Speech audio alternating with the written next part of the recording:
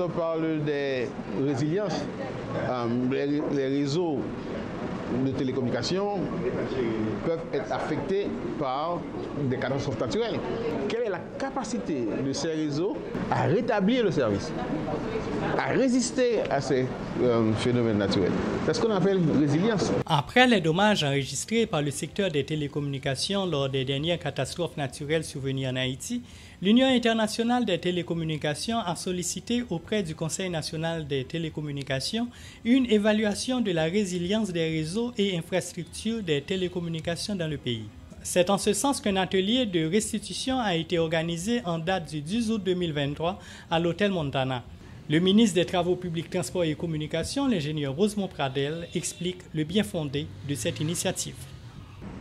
Cette fois-ci, l'UIT, en collaboration avec le Conseil national de télécommunications CONATEL, le régulateur haïtien, a décidé de procéder à une étude d'évaluation de la résilience des réseaux et infrastructures de télécommunications déployés en Haïti.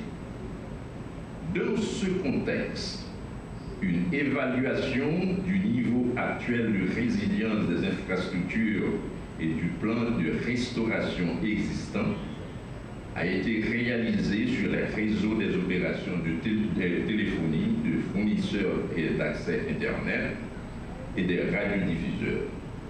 Nous espérons que le secteur haïtien des télécommunications fera bon usage de ces recommandations pour renforcer notre capacité de résister aux chocs naturels auxquels nous sommes exposés. L'expert en télécommunications, l'ingénieur Grégory Domont, conseiller technique à l'organe exécutif du Conseil national des télécommunications, à qui cette enquête a été confiée, fait la présentation de ses recherches en présence des parties prenantes du secteur des télécommunications en Haïti et de plusieurs représentants de l'UIT par visioconférence. L'évaluation des dommages, l'inefficacité du plan de relance des réseaux sont entre autres constats et recommandations faits par l'ingénieur Grégory Domont. Il fallait évaluer les dommages causés,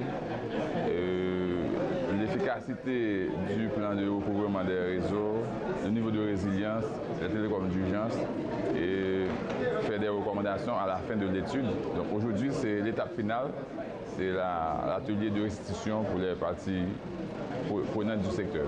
Il y a des recommandations pour le CONATEL, pour chaque opérateur en particulier et pour les managers techniques des éléments de l'écosystème Internet. Chaque acteur du secteur a des recommandations à implémenter. Elles sont nombreuses, mais il y en a qui sautent aux yeux, par exemple la protection des infrastructures de télécommunications contre le vandalisme, par exemple, la cybersécurité, les déploiements de câbles sous-marins, de générateurs sur roue, de sites cellulaires sur roue pour que ça puisse être disponible dans les endroits qui sont affectés.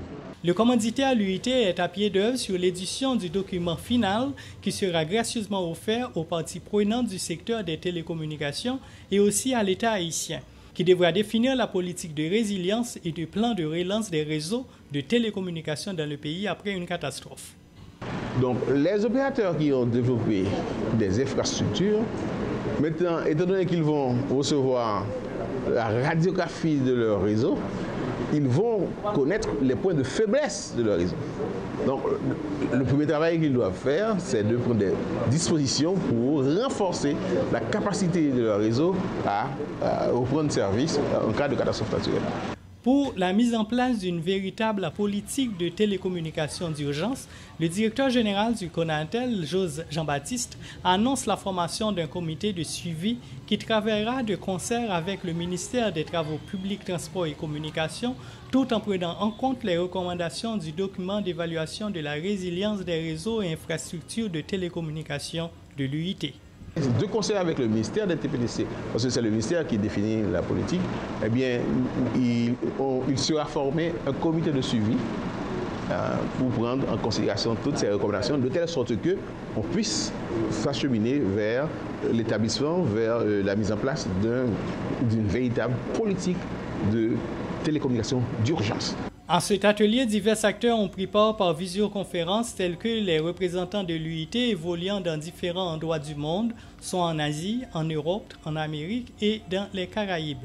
Au niveau national, l'organe régulateur, le CONATEL, le ministère de tutelle TPTC, les opérateurs des télécommunications et les entités de la société civile intéressées par la question des télécommunications.